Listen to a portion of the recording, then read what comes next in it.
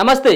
రంగారెడ్డి జిల్లా కుత్బుల్లాపూర్ మండలం ఏదైతే కుత్బుల్లాపూర్ సంబంధించినటువంటి పరిధిలో ఉన్నటువంటి షేక్ బషీర్బాద్లో తీవ్రమైనటువంటి ఉద్రిక్తమైనటువంటి పరిస్థితి నెలకొంది. అక్కడ మాజీ మంత్రి ప్రస్తుత ఎమ్మెల్యే మేడ్చల్ ఎమ్మెల్యే మల్లారెడ్డి మన అందరికీ తెలుసు కదా, పాల మల్లారెడ్డి పూల మల్లారెడ్డి అంటాం కదా. ఈ మల్లారెడ్డి యొక్క అల్లుడైనటువంటి మర్రి రాజశేఖర్ రెడ్డి ఆయనేమో మల్కాజ్గిరి నుంచి ఆయన ప్రాతినిధ్యం వహిస్తూ ఉంటాడు. వాళ్ళ అల్లుడు మర్రి రాజశేఖర్ రెడ్డి. మరో పక్కన మేడ్చల్ నుంచి మనకు అందరికీ తెలిసినటువంటి పాల మల్లారెడ్డి. ఈ ఇద్దరు ఎమ్మెల్యేగా కొనసాగుతూ ఉన్నారు. ఇంకొక పక్కన ఆయన మంత్రిగా పనిచేస్తున్నటువంటి సందర్భంలో 2 సార్లు తెలంగాణ రాష్ట్రంలో బీఆర్ఎస్ పార్టీ అధికారంలో వచ్చినటువంటి దశలో మరి మల్లారెడ్డి యొక్క అరాచకాలు ఏ విధంగా పెరిగిపోయినాయో మనందరికీ తెలిసినటువంటి అంశమే. దీనిలో చాలా రకాలైనటువంటి ఆరోపణలు వినబడడం జరిగింది. బహిరంగంగా వాటన్నిటి కూడా బాధితులంతా ప్రూఫ్ చేసినటువంటి పరిస్థితి కూడా మనకు తెలుసుకోవచ్చు. చాలా సందర్భాల్లో చాలా ఏరియాల్లో ఆ కాలేజీలకు సంబంధించినటువంటి వాటిని కట్టి ప్రభుత్వ భూములతో పాటు ప్రైవేటు వ్యక్తుల యొక్క భూములు కబ్జాలు చేసుకొని దానిలో ఎకరాల కొద్దీ భూములు కబ్జా చేసుకోవడంతో పాటు పూర్తి స్థాయిలో చెరువులను సైతం వదులున్నటువంటి వ్యక్తి మాజీ మంత్రి ప్రస్తుత ఎమ్మెల్యే మల్లారెడ్డి అని అయితే చెప్పుకోవచ్చు. ఇదే మల్లారెడ్డి యొక్క అరాచకాలు ఒక్కొక్కటి బయటపడతా ఉన్నాయి. కాంగ్రెస్ పార్టీ రాష్ట్రంలో అధికారంలోకి వచ్చిన తర్వాత ఆయన బీఆర్ఎస్ పార్టీ అధికారంలో ఉన్నటువంటి పరిస్థితుల నేపథ్యంలో ఆయన చేసినటువంటి కబ్జాల యొక్క వ్యవహారం ఒక్కొక్కటిగా బయటపడతా ఉన్నది. ఈ రోజు జరిగినటువంటి సంఘటన కూడా దానికి నిదర్శనంగా చెప్పుకోవచ్చు. ఈ రోజు జరిగినటువంటి సంఘటన నేపథ్యంలో కుత్బుల్లాపూర్ పోలీసులైతే మల్లారెడ్డిని అరెస్ట్ చేయడం జరిగింది. మల్లారెడ్డి ఎంత దౌర్జన్యంగా పోలీసుల పైన తిరగబడతా ఉన్నాడో మనం కూడా చూసుకోవచ్చు. ఒక పక్కన పోలీసులు ఈ సంబంధించినటువంటి సర్వే నెంబర్ 82 సుచిత్ర పరిధిలోని అంటే రంగారెడ్డి జిల్లా కుత్బుల్లాపూర్ షేక్ బషీర్బాద్లో ఉన్నటువంటి సుచిత్ర పరిధిలో సర్వే నెంబర్ 82లో ఉన్నటువంటి సుమారుగా 2 ఎకరాల భూమిని మల్లారెడ్డి కబ్జా పెట్టినట్టుగా తెలుస్తా ఉంది. కబ్జా పెట్టినటువంటి దానిపైన కోర్టులో వివాదం నడుస్తూ ఉంది. దాంట్లో బాధితులైనటువంటి వాళ్ళు పైసలు పెట్టి కొన్నటువంటి వాళ్ళు ఎవరైతే ఉన్నారో అసలైనటువంటి లబ్ధిదారులు ఎవరైతే 15 మంది ఉన్నారో ఈ 15 మంది దగ్గరలో ఇక్కడ అక్రమంగా మల్లారెడ్డి అల్లుడు వాళ్ళ పేరు మీద ఈ 2 ఎకరాల భూమిని అక్రమంగా పట్టా చేసుకున్నారని చెప్పేసి గతంలో కోర్టును ఆశ్రయించడం జరిగింది. ఇక్కడ 15 మంది బాధితులు, వీళ్ళు బాధితులు పక్షాన కోర్టు కూడా అక్కడ తీర్పు ఇచ్చినటువంటి నేపథ్యం. ఇదే కేసు కోర్టులో పెండింగ్ లో ఉన్నటువంటి పరిస్థితుల నేపథ్యంలో అక్కడ మల్లారెడ్డి ఆ యొక్క సర్వే నెంబర్ 82లోకి వచ్చి దౌర్జన్యంగా అక్కడ ఉన్నటువంటి పెన్షన్ వేసినటువంటి దాన్ని కొలగొట్టండి, నూకేయండి అని చెప్పేసి మరి బహిరంగంగా మల్లారెడ్డితో పాటు మల్లారెడ్డి యొక్క అల్లుడు కూడా దౌర్జన్యంగా ఆ సంబంధించినటువంటి నాటినటువంటి పోళ్లను సైతం కూల్చేటువంటి ప్రయత్నం చేయడం జరిగింది.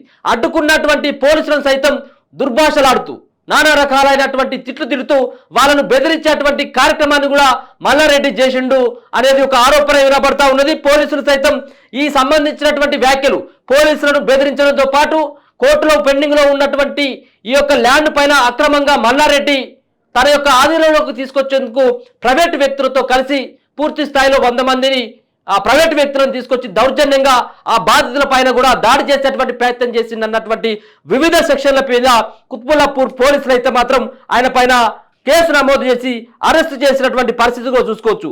ఒక్కొక్క సంబంధించినటువంటి వ్యక్తి 400 గజాలని పైసలు పెట్టి వాళ్ళు కష్టపడ్డటువంటి పైసలు ఏవైతే ఉన్నాయో సంపాదించినటువంటి పైసలతోటి కొన్నటువంటి భూమిని అక్రమంగా అక్కడ మల్లారెడ్డి పట్టా చేసుకున్నాడు అనేది కూడా ఆరోపణలు వినపడతా ఉన్నటువంటి పరిస్థితిని కూడా చూసుకోవచ్చు. దీనిలో ఇప్పటికే పోలీసులు అయితే పూర్తి స్థాయిలో పెద్ద ఎత్తున ఇక్కడ కుత్బుల్లాపూర్ సంబంధించినటువంటి సుచిత్ర పరిధిలో పెద్ద ఎత్తున మోహరించడం జరిగింది. 2 ఎమ్మెల్యేలు సైతం, ఒకరు మేడ్చల్ ఎమ్మెల్యే, మరొకరు మల్కాజ్గిరి సంబంధించినటువంటి ఎమ్మెల్యే మల్లారెడ్డి యొక్క అల్లుడు ఈ విధమైనటువంటి కబ్జాలు పాల్పడ్డటువంటి ఆరోపణలు వినపడతా ఉన్నాయి. మనం గతంలో చూసుకోవచ్చు మల్లారెడ్డి యొక్క కబ్జాలు ఏ విధంగా ఉంటాయనేది కూడా. పూర్తి స్థాయిలో ఎక్కడ చెరువు కనబడితే ఆ చెరువును మింగడం, ఆ చెరువులో మట్టితో కూట్పేసి అక్కడ మల్లారెడ్డి కాలేజీలు, మల్లారెడ్డి ఇన్స్టిట్యూట్లు, మల్లారెడ్డికి సంబంధించినటువంటి వ్యవస్థలన్నిటి కూడా నడిపినటువంటి పరిస్థితులు కూడా చూసుకోవచ్చు. చాలా కబ్జాలు రేవంత్ రెడ్డి సర్కారు రాష్ట్రంలో అధికారంలోకి వచ్చిన తర్వాత ఈ సంబంధించినటువంటి కబ్జాల పైన ప్రత్యేకమైనటువంటి దృష్టి సారించడం జరిగింది. ఈ కబ్జాలను కప్పిపుచ్చుకునేందుకు మల్లారెడ్డితో పాటు మల్లారెడ్డి యొక్క అల్లుడైనటువంటి మర్రి రాజశేఖర్ రెడ్డి ఇప్పుడున్నటువంటి కాంగ్రెస్ పార్టీలోకి వచ్చేందుకు నానా రకాలైనటువంటి ప్రయత్నాలు చేసినటువంటి విషయాన్ని కూడా మన అందరికీ తెలుసు. అంటే ఇట్లాంటి కబ్జాలు కప్పిపుచ్చుకోవాలంటే పార్టీలో ఉండాలి, ఏ పార్టీ అధికారంలో ఉంటే ఆ పార్టీలో ఉండాలన్నటువంటి ప్రయత్నాలు కూడా చేయడం జరిగింది. మేడ్చల్లో కానీ, మల్కాజ్గిరిలో కానీ, ఉప్పల్లో, బోడుప్పల్లో ఆయనకు ఎక్కడ కనబడితే అక్కడ మల్లారెడ్డి కబ్జాలు పెట్టాలి, అక్కడ ఉన్నటువంటి బాధితులను బెదిరించాలి, పెన్షన్ వేయాలి, అక్కడ కబ్జా పెట్టి మల్లారెడ్డి ఇన్స్టిట్యూట్ స్థాపించాలన్నటువంటి ఒక దృఢమైనటువంటి నిశ్చయంతో మల్లారెడ్డి రాజకీయాల్లోకి వచ్చిండు.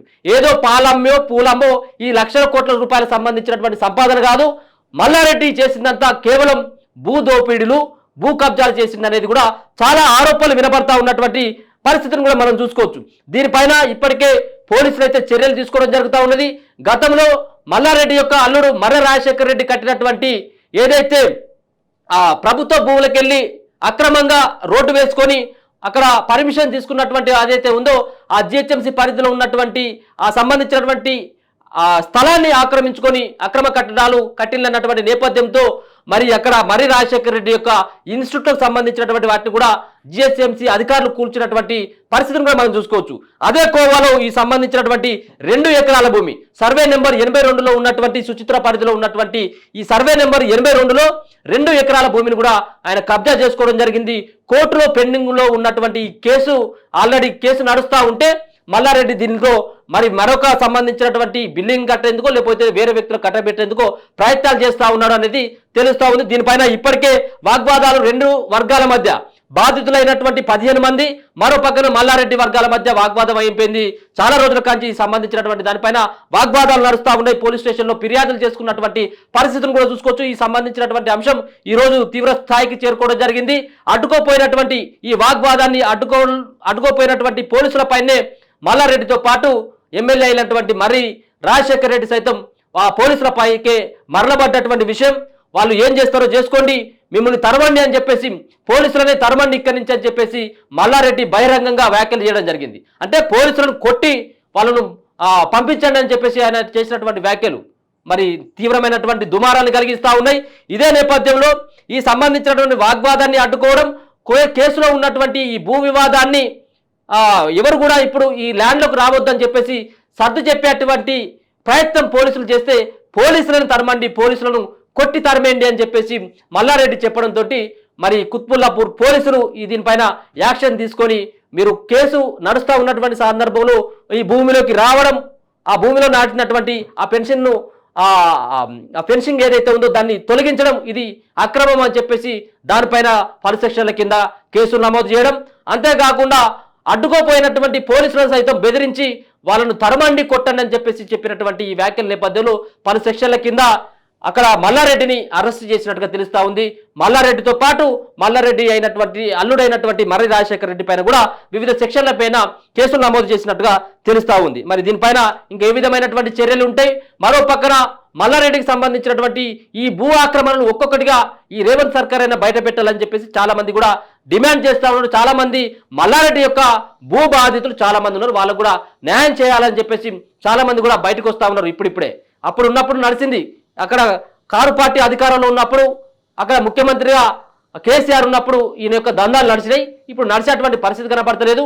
ఒక్కొక్కరు కూడా తవ్వుతా ఉన్నారు. ఇప్పుడు ఉన్నటువంటి అధికారులు సైతం, ప్రభుత్వం సైతం మల్లారెడ్డి వీటన్నిటి కూడా తట్టుకోలేకనే పార్టీ మారేటువంటి ప్రయత్నం చేయడం కూడా జరిగింది. చూద్దాం మరి వీటిపైన ఏ విధమైనటువంటి చర్యలు ఉంటాయి, మల్లారెడ్డి పైన ఈ సెక్షన్ల యొక్క ప్రభావం ఏ విధంగా కూడా ఉంటుంది అనేది కూడా మనం చూడాల్సినటువంటి పరిస్థితి. చూస్తూనే ఉండండి మన తొలి వెలుగు.